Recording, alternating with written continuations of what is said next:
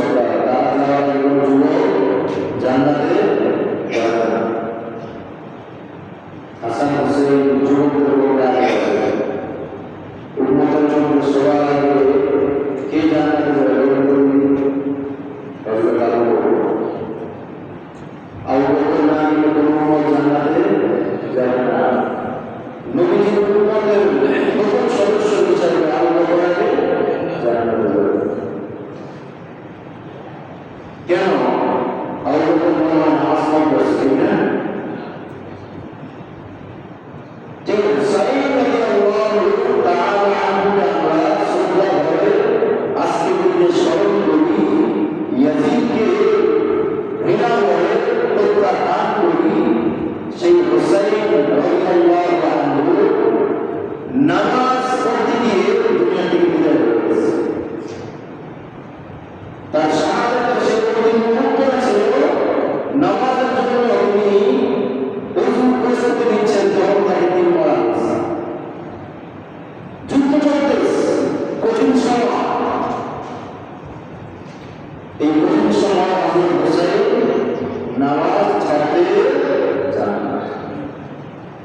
চাইছেন বাড়িতে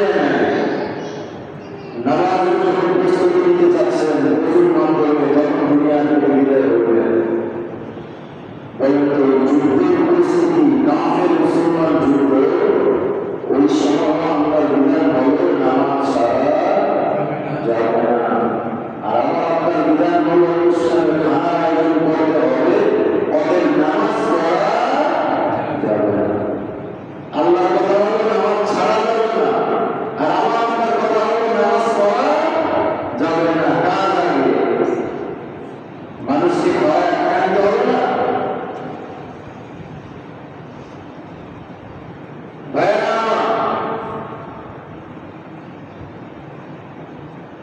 দেখবেন কোন রোগী যদি সব নষ্ট হয়ে যায়, ক্যান্সার হয়ে যাচ্ছে, কিডনি নষ্ট, লিভার নষ্ট, হাত নষ্ট, ফুসফুস নষ্ট, এগুলো ভালো করা সম্ভব না। ডাক্তাররা যত ভালো ডাক্তার দেখান তারা তাদের কাছে রাখতে চায় না, বলে ভাই আপনার রোগীকে বাসায় নিয়ে যান, সেখানে খাওয়া দাওয়া করা, তাকে খাওয়া দাওয়া করা, এটা সবচেয়ে ভালো।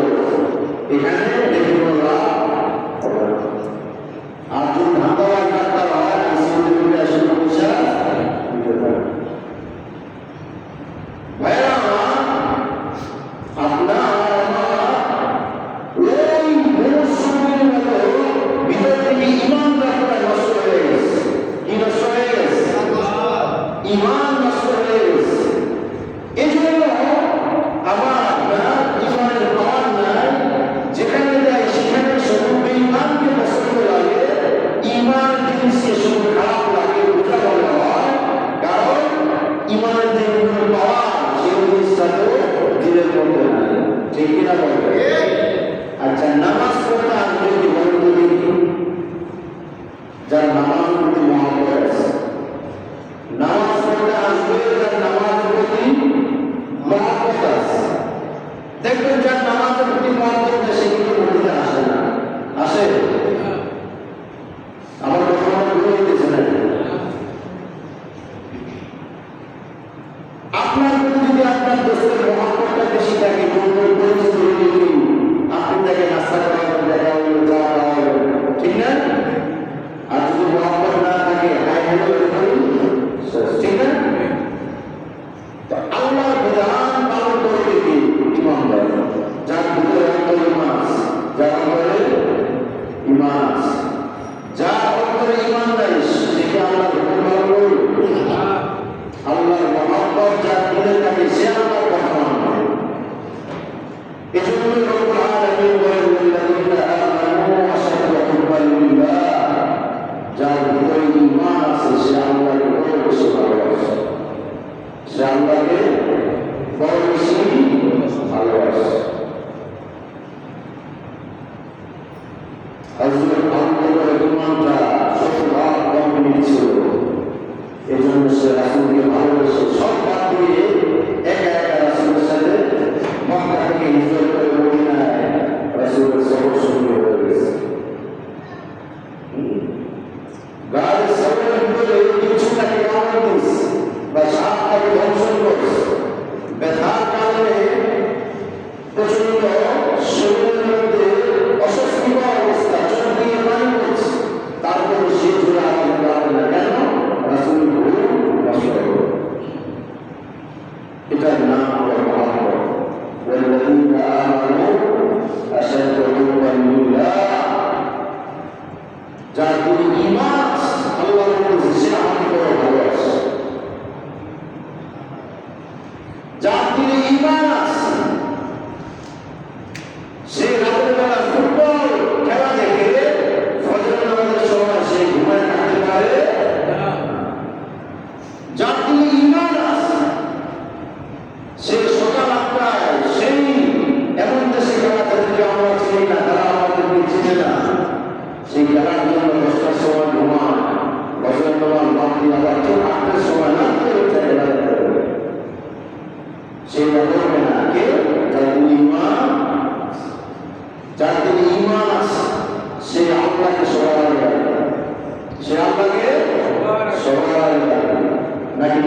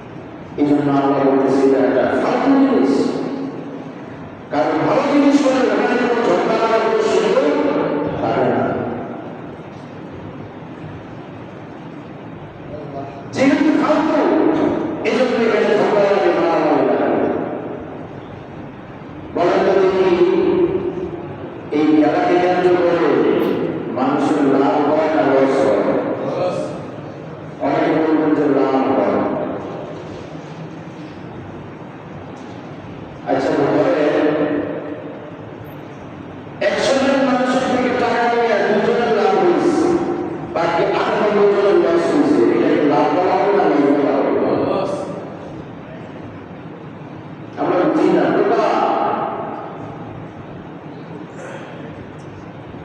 আমরা খেলাকে এনজয় করতে পারি, কিন্তু লেখাপড়াকে এনজয় করতে পারি না। ভাই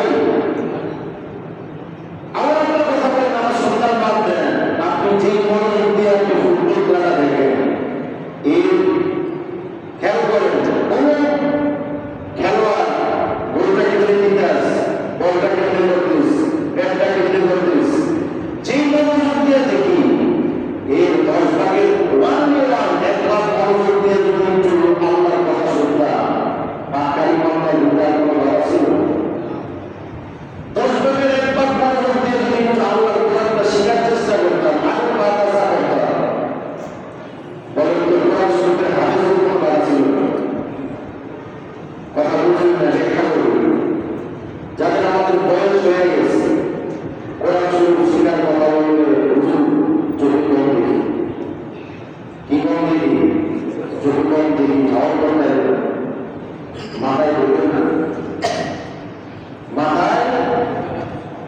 এই লোকটাই যখন সে টিভির পর্দায়, টিভির স্ক্রিনে যখন খেলা দেখে, তখন আর তার চোখের সমস্যা লাগে না, তখন তার ব্রেনের সমস্যা থাকে না। কে কোন দিন বলছে এটা সে ভালো করে মনে রাখতে পারে। কেন? কারণ হলো পৃথিবীতে আল্লাহ একটা শক্তি দিয়ে দিয়েছে, যে শক্তিটাকে পৃথিবী কোন শক্তি বর্জন করতে পারে না, সেটা হলো মনের শক্তি। কিসের শক্তি? মনের শক্তি। আমেরিকা, ইসরায়েল, ইরানের সাথে কয়দিন যুদ্ধ করবে? 2টা দেশ। পরাশক্তি, পৃথিবীর সবচেয়ে পাওয়ারফুল শক্তি, কিন্তু শেষ পর্যন্ত তারা পরাজয় বরণ করতে বাধ্য হয়েছে কিনা? ইরানের কাছে পরাজয় হয়েছে না? আপনারা অনেকে জানেন না, জানবেন কিন্তু এবারে তো শিখবেন না। কেন? কারণ ইরানের জনগণের কাছে যে মনের শক্তি তারা দেখছে, যে আধুনিক শিক্ষা তারা দেখছে, কৌশল, সূক্ষ্ম বিষয়, সব কাজের ক্ষেত্রে কৌশল অবলম্বন করা, এটা হল মনের শক্তি। এই সুকৌশল, একাডেমিক শিক্ষা, মনের শক্তি যেখানে একসাথে হয়ে যায়, পৃথিবীর অস্ত্রের কোনো শক্তি ঝঞ্ঝানি সেখানে কাজ করে না। আমেরিকার সেই প্রেসিডেন্ট সে স্বীকার করতে বাধ্য হয়েছে, আমরা অস্ত্র প্রযুক্তির দিক থেকে তাদের থেকে অনেক উপরে, কিন্তু তাদের সেই কৌশল, সামরিক কৌশল এবং মানসিক যে শক্তি, সেখানে সেই শক্তির কাছে আমাদের শক্তি কিছুই না। আল্লাহু আকবার বলেন। এই জন্য যখন সে 70 বছরের মুরব্বী টিভির পর্দার সামনে দাঁড়ায়, তার শরীরের মনোযোগ, মনের পূর্ণ শক্তি, চোখের পূর্ণ দৃষ্টি দিয়ে যখন সে তাকায়, কোন দিনকে বলতিস এটা তার দিলের মধ্যে বসে যায়। পক্ষান্তরে 10 মিনিট সেই কোরআন শরীফের কায়দা শিখবে, আলিফ-বা-তা শিখবে, তখন তার উজুরাত চলে আসে, চোখে দেখি না, মাথায় ঢোকে না। কয়টা উজুরাত? 2টা। চোখে দেখি না, মাথায় ঢোকে না। কেন? কারণ খেলা দেখার সময় তার মনের দিয়ে শক্তি দিয়ে সে দেখছে, চোখের দিয়ে শক্তি দিয়ে সে দেখছে, আল্লাহ কালাম করার সময় সে শক্তিটা। এই জন্য রব্বুল আলামিন বলেছেন,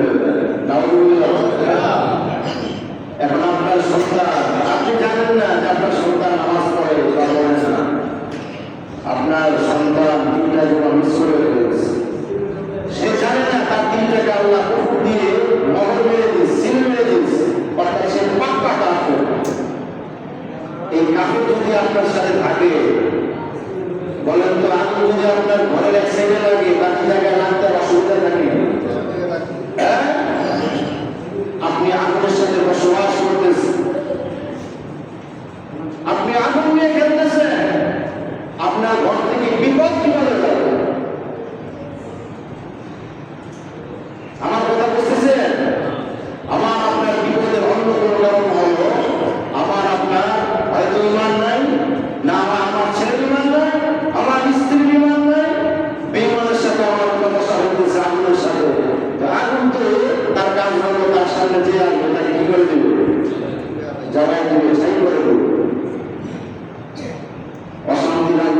আমি আপনি সব সমাজ চলতেছি, রাষ্ট্র চলতেছি, সমাজ চলতেছি, পরিবার চলতেছি। কেন?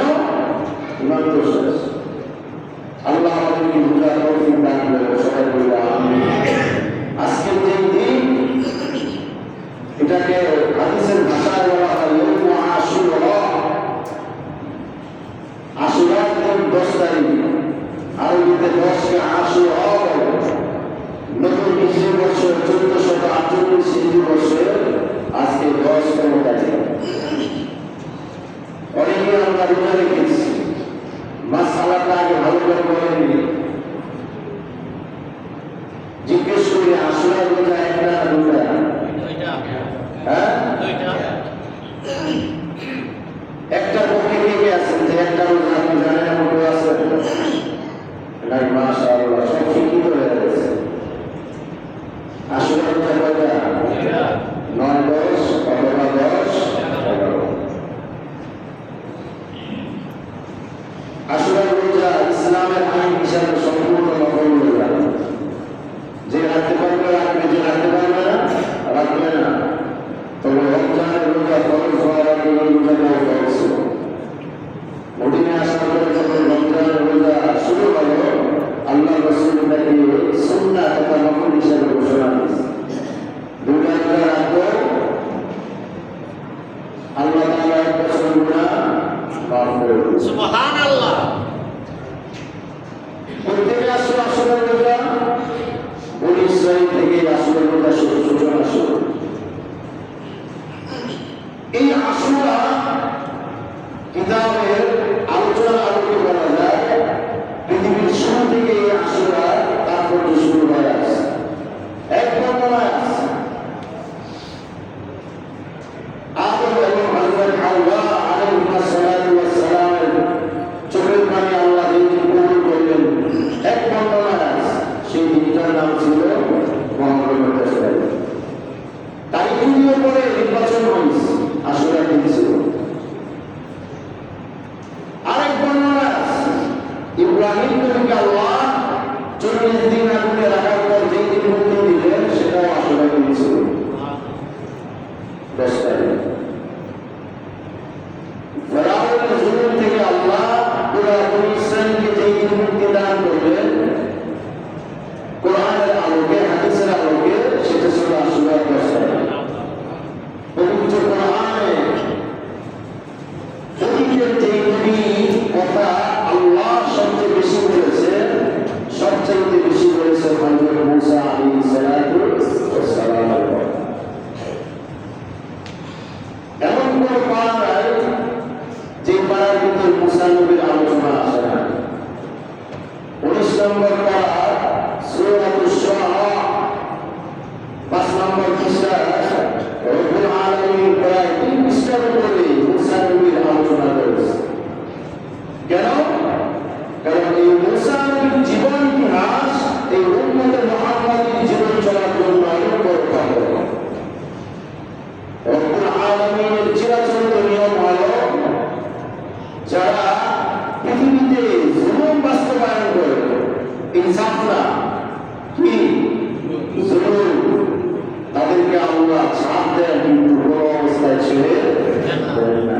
একটা জালেমকে আল্লাহ পৃথিবীতে ছাড় দিয়েছেন তওবা করার জন্য, ভালো হওয়ার জন্য, কিন্তু ছেড়ে দেন না, মানুষের সামনে তাদেরকে শিক্ষা দিয়ে দিয়েছে। ঠিক কিনা বলে? ফেরাউন নামের সেই জালেম বনী ইসরাঈলের উপর যুগকে যুগ জুলুম করতেছিল। মূসা নবীকে আল্লাহ নবী বানিয়ে সর্বপ্রথম যাকে ঈমানের পথে আহ্বান করার জন্য দাওয়াতের জিম্মাদারি দিলেন তার নাম হলো ফেরাউন। মূসা নবীকে তুর পাহাড়ে কেবল আল্লাহ নবী হিসাবে ঘোষণা দিলেন। দেওয়ার পর আল্লাহ ঘোষণা দিচ্ছেন, আমার এক জালেম বান্দা আছে তার কাছে তুমি তাওহীদের দাওয়াত নিয়ে চলে যাবে। আপনি চিন্তা করেন, একজন লোককে কেবল নবী বানানো হলো, কি বানানো হলো? নবী বানানো হলো। সর্বপ্রথম ভালো করে খেয়াল করবেন, সর্বপ্রথম জবাব দেওয়ার জন্য যে লোকটার কাছে যাইতে বলবেন তার নাম কি? আবার ঠিক সর্বপ্রথম যে আমলটা করার জন্য আল্লাহ মুসা নবীকে আদেশ করলেন তার নাম হলো সালাত। কি? সালাত। প্রমাণ কি পবিত্র কোরআনে সূরা ফাতিহা 16 নম্বর পৃষ্ঠা 12 নম্বর পৃষ্ঠায় আল্লাহ তাআলা ঘোষণা দিচ্ছেন ওয়া আখতারতুকা ফাসতামি' লিমা ইউহা। মুসা আমি তোমাকে নবী হিসেবে নির্বাচিত করলাম, ইলেকশন নয় সিলেকশন করলাম। ইন্নানি আল্লাহু লা ইলাহা ইল্লা আনা, নিশ্চয়ই আমি হলাম আল্লাহ। তুমি পাহাড়ে তুমি যে আলো দেখছো এটা সাধারণ আলো নয়, আমি আল্লাহ তাআলার আলো। লা ইলাহা ইল্লা আনা ফা'বুদনি। ফেরাউনের কাছে তুমি দেখেছো, ফেরাউন সবাই মাবুদ হিসাবে দেখেছো। তুমি ফেরাউনের কাছে বলেছো, মানুষটাকে চিন্তা করেছো। লা লা লা লা ইলাহা ইল্লা আনা ফা'বুদনি। আমি আল্লাহ ছাড়া কোনো মাবুদ নাই, অতএব ইবাদত আমি আল্লাহর বাস্তবায়ন করব। ফা'বুদনি, আমার ইবাদত করো। আল্লাহ এরপরে বলতেছে মানে কি? ওয়াকিমিস সালাতা, ব্যাখ্যা করতেছে আল্লাহ, অর্থাৎ আকিমিস সালাতা লিযিকরি, আমাকে স্মরণ করার জন্য সালাত কায়েম করো।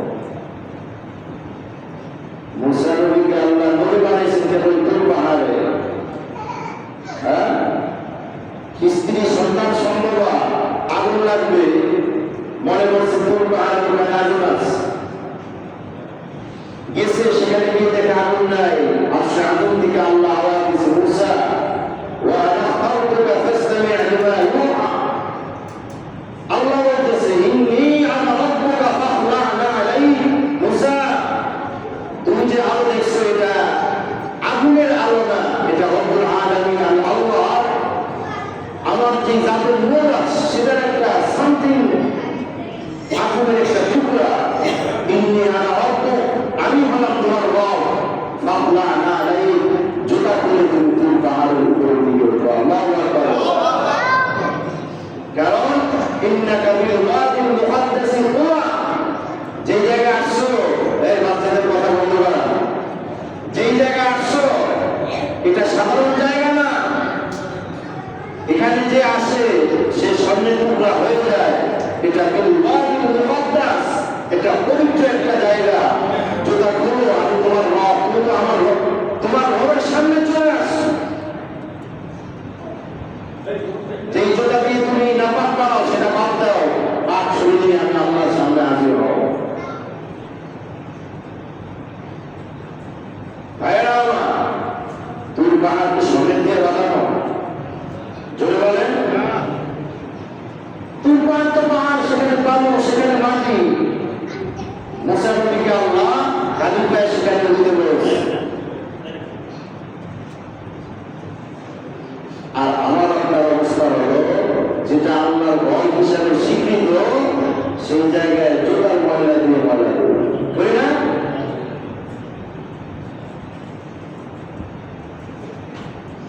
বর্ষাকালের দিন জোতা পরে মসজিদে ঢুকবো, ভালো কথা, পায়ের মধ্যে বাড়ি উঁচু করে আসছে। আমি একটু পয়টা ছেড়ে পাটা ধুয়ে নেই, তাহলে মসজিদের কার্পেটে বালু আর আটে না। মসজিদে আসতেছি, জায়গা বালু হচ্ছে, চাদর বালু হচ্ছে, সেই বালু যখন আরেকজন নামাজ পড়তে যায় বিরক্ত বোধ করে। এরকম খাওয়ার পর আসে না, মাটির মধ্যে মুসা নবী পা লাগাবেন, আল্লাহ বলতেছেন জুতা নিচে রাখো। আর আমার আপনার জুতার ময়লা মসজিদে শুরু করে চলে আসে। বুঝি না বোকা, অথবা মসজিদ কি জিনিস সেটা আমার আপনার বুঝে আসে না। পেশাব করি, পেশাব করার পর শুধু লজ্জাস্থানে তুমি পানি দিয়ে তারপরে চলে আসি। যেই জায়গায় পেশাব করলাম ওই জায়গায় পানি দিতে আমার কষ্ট লাগে। মসজিদে যেমন 2 টাকা দিতে তো কষ্ট লাগে, দান বাক্স যায়, আল্লাহ বান্দারা যায়, কিন্তু আমি দেখি না। কি করি আমি? এই 2 টাকা না দিয়ে কি খাবো? এই 2 ঠিকানা দিয়ে পান খাবো, মসজিদ দিয়ে লাভ করে জায়গায়, কিন্তু পানি ঢালবো সেখানেও কোনো পয়সা খরচ নাই না। আমার পেশাবের দৌড়ে যদি আরেকজন না পায়, তাহলে আমি তো হুজুর পেশাব করলাম, এটা মানুষ বুঝতে পারবে না। এমন কুলাঙ্গার বান্দা আমি আপনি, কথা ঠিক কিনা বলে? টিস্যু ব্যবহার করে টিস্যুটা বালতি আছে, পাত্র আছে, সেখানে ফেলাবো না, পানির মধ্যে ফেলাবো, যাতে করে বন্ধ করে বসতে পারো। এত দেখা আমার কথা বুঝতেছেন?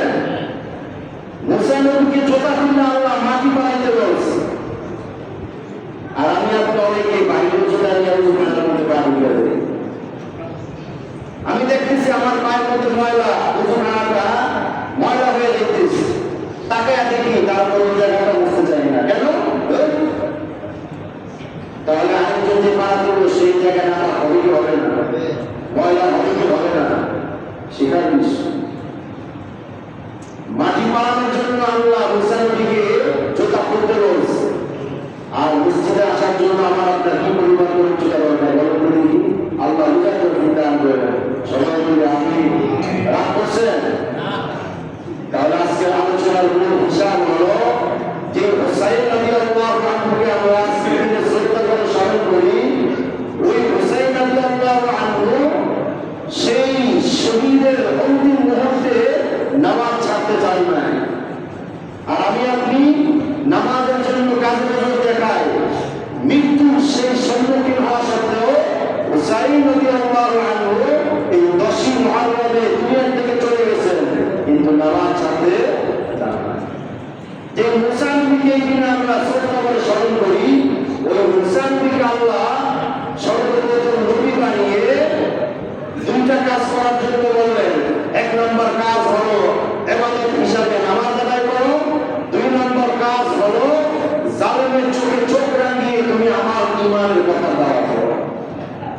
তার মানে হলো মানুষ যত খারাপ হবে ঈমানের দাওয়াত বন্ধ করা যাবে না, যে যত খারাপ তাকে তত বেশি ঈমানের দাওয়াত দিতে হবে, ঠিক কিনা বলে?